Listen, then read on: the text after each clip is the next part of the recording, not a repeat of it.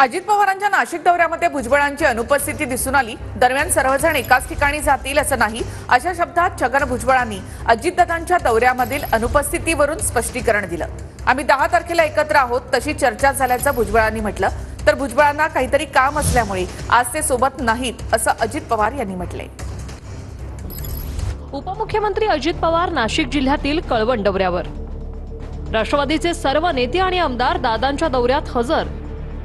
अजित पवारांच्या नाशिक दौऱ्यात भुजबळांची अनुपस्थिती। अजितदादांच्या दौऱ्यात जाण्याऐवजी भुजबळ येवला मतदारसंघात।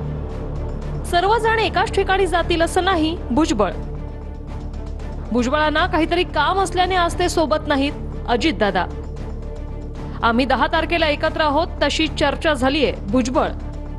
दादांच्या दौऱ्यात जाणं भुजबळांनी टाळलं। 10 तारखेला अजितदादा परत माझ्या मतदारसंघामध्ये पण येतातच आहे।